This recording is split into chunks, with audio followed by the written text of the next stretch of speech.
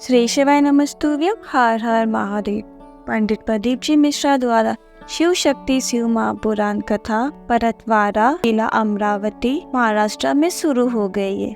कथा 6 मई से लेकर 12 मई 2024 तक चलेगी। ये 7 दिवसीय शिव महापुराण कथा है जो आस्था, फेसबुक और यूट्यूब के माध्यम से लाइव देखी जा सकती है। कथा में गुरुजी ने उपयोगी जानकारी दी और एक बहुत अच्छा और नया विशेष उपाय बताया है। जादेश्वर महादेव का उपाय, जो जीवन में कोई भी दुख तकलीफ हो उसका करने का विधान बताया है। यदि किसी कारणवश आप आज की कथा नहीं सुन पाए हो तो पूरी कथा का रसतत्व आपको इस छोटे से वीडियो के माध्यम से प्राप्त होगा। गुरुजी ने कुल 9 उपाय जानकारी दी है। सभी की जानकारी आपको इस वीडियो के माध्यम से प्राप्त होगी। यदि किसी कारणवश आप आज की कथा नहीं सुन पाए हो तो पूरी कथा का रसतत्व आपको इस छोटे से वीडियो के माध्यम से प्राप्त होगा। आइए शुरू करते हैं। कथा शुरू करते ही गुरुजी ने कहा, जब जवानी में खाया गया बुढ़ापे तक रहता है, जवानी में किया गया कर्म बुढ़ापे तक रहता है, उसी तरह जवानी में किया गया भजन का फल भजन कीर्तन बुढ़ापे तक मिलता है। बढ़ते हैं कथा की दूसरी विशेष जानकारी की ओर। गुरुजी ने कहा, जब हम कोई नियम बना लेते हैं कि 5 कथा पंडाल में बैठकर सुनूंगी या 5 स्थान पर बैठकर सुनूंगी या 12 ज्योतिर्लिंग में किसी भी एक ज्योतिर्लिंग की धरा में बैठकर कथा सुनूंगी, किसी तीर्थ में बैठकर कथा सुनूंगी, अगर किसी प्रकार से हम ये नियम बना लेते हैं तो संकट भी आपके पास आने का प्रयास करते हैं। बढ़ते हैं कथा की तीसरी विशेष जानकारी की ओर।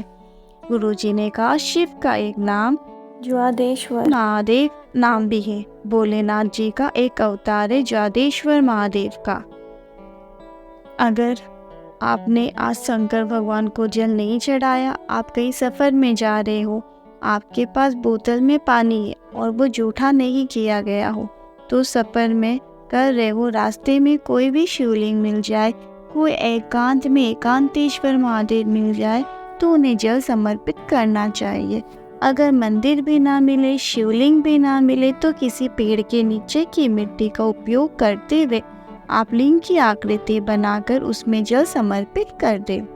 12 ज्योतिर्लिंग में जल समर्पित करने का फल आपको प्राप्त हो जाता है।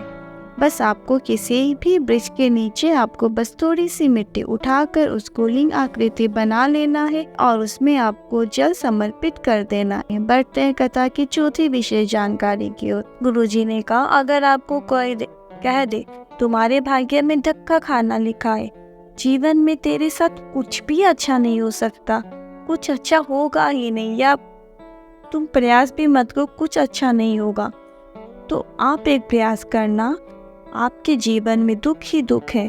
रोज शिवलिंग पर जल चढ़ाना शुरू करो और शिवलिंग पर चढ़े हुए जल को अपने मस्तक पर लगाना शुरू करो।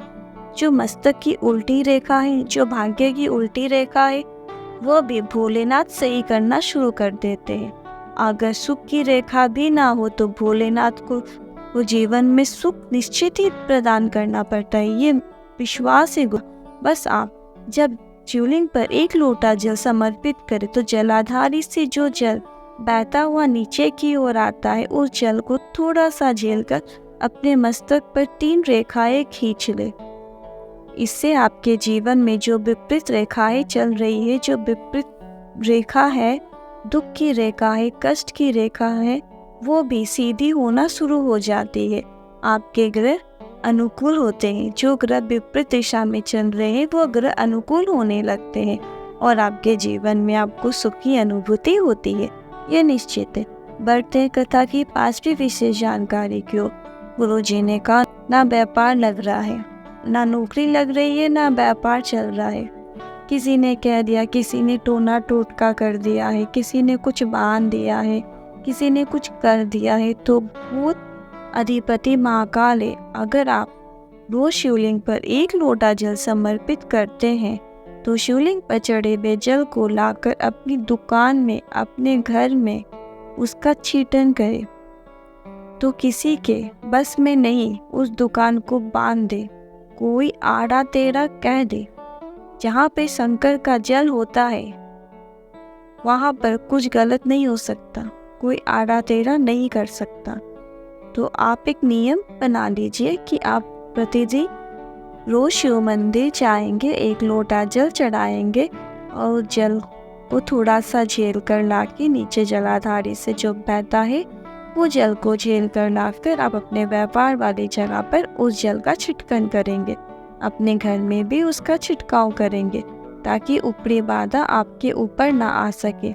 बढ़ते कथा की छठी विशेष जानकारी की ओर गुरुजी ने सुंदर लाइन बोलते हुए गुरुजी ने कहा, शिव इन निगाहों में वो ताशीर हो जाए, शिव इन निगाहों में वो ताशीर हो जाए, नजर जिस पे भी मैं डालूं वो तेरी तस्वीर हो जाए। बढ़ते कथा की सातवीं विशेष जानकारी की ओर गुरुजी ने कहा, अगर जीवन में बहुत आगे बढ़ना चाहते हो, उन्नति के पथ पर चढ़ना चाहते हो, कभी हारना नहीं है, तो आपको लेकिन केवल 3 चीजों को अपने दिल में उतार लेना है, याद रखना है और उसका पालन करना है। पहला है सब्र, दूसरा है बर्दाश्त करना और तीसरा है नज़रअंदाज करना। जो लोग इन तीनों चीज़ों को अपने व्यक्तित्व जीवन में उतार लेते हैं, उन्हें आगे बढ़ने से, तरक्की करने से कोई नहीं रोक सकता। आपको सब्र रखना है कि हाँ मेरी उन्नति होगी, घबराना नहीं है, बर्दाश्त करना है। अगर कोई आड़ा टेढ़ा कुछ कह दे तो वो आपको बर्दाश्त करना है, सबको इग्नोर करना है, नज़रअंदाज करते हुए आपको अपने कर्म की ओर बढ़ते जाना है। बढ़ते कथा की 8वीं विशेष जानकारी की ओर द्विजेश्वर महादेव का नाम लेते हुए अगर कोई शिवलिंग पर कोई एक लोटा जल भी अर्पित कर देता है, जिंदगी में कितना भी दुख चल रहा हो, बहुत बड़ा दुख है, तकलीफ है, कुछ भी भारी तकलीफ है, तो 7 दिन तक लगातार जल चढ़ाना है। जल चढ़ाना ही है आपको बता दे कि कैसे करना। आपका कोई कार्य अटकेगा ही नहीं और आपके जीवन में दुख समाप्त होता ही है। पर इस उपाय के अंतर्गत आपको विशेष तरीके से जल समर्पित करने को गुरुजी ने बताया है। गुरुजी ने जल का तरीका थोड़ा सा अलग बताया है। वो किस तरीके से जल अर्पित करना है, जब आप द्विजेश्वर महादेव, आप नाम नोट कर ले, द्विजेश्वर महादेव का उपाय करेंगे तो जल चढ़ाने की शुरुआत आपको जलाधारी से, जल जहाँ से नीचे गिरता है, जहाँ कोना होता है, कॉर्नर में अंतिम छोर होता है, वहाँ से जल को सीधा चढ़ाते हुए गोल कटे भाग तक गोल घुमाते हुए, इसके बाद जहाँ से आप खड़े होकर जल चढ़ा रहे हो वहीं तक वापस घुमाते हुए शिवलिंग के ऊपर फिर जल को ले जाकर समर्पित कर देना है। ऐसा करते हैं। आपको समझ आ गया है तो अन्यथा शीघ्र ये उपाय वीडियो के माध्यम से आप देखकर समझ सकते हैं, ताकि आप और अच्छे से समझे और ये विधान अच्छे से करें। बढ़ते कथा की 9वीं विशेष जानकारी की ओर गुरुजी की अगली शिव महापुराण कथा परतवारा में जो अभी चल रही है, ये तो 12 मई को समापन हो जाएगी। इसके बाद गुरुजी की अगली कथा 16 मई से लेकर 22 मई तक दोपहर को 2 बजे से 5 बजे तक रहेगी। कथा आस्था फेसबुक और यूट्यूब के माध्यम से लाइव देखी जा सकती है। कथा का नाम है गौरी शंकर शिव महापुराण कथा। गुरुजी ने कहा, जिन बच्चों का विवाह नहीं हो रहा है, जिन बच्चों को विवाह शादी के लिए है, तो उनको ये कथा टीवी के सामने या पंडाल में, अगर आप वहाँ पर रह रहे हो तो पंडाल में या फिर टीवी के सामने बैठकर सुने, जिससे 3 महीने में आपका विवाह निश्चित ही पक्का हो जाएगा। कथा कुरुट छत्तीसगढ़ में होगी। आज की वीडियो में बस इतना ही। मेरे द्वारा दी गई जानकारी जरा भी हेल्पफुल लगी हो तो प्लीज़ वीडियो को लाइक, शेयर और कमेंट में हर हर महादेव ज़रूर लिखें। फिर मिलती हूँ नए वीडियो के साथ। तब तक के लिए श्री शिवाय नमस्तुभ्यम। हर हर महादेव।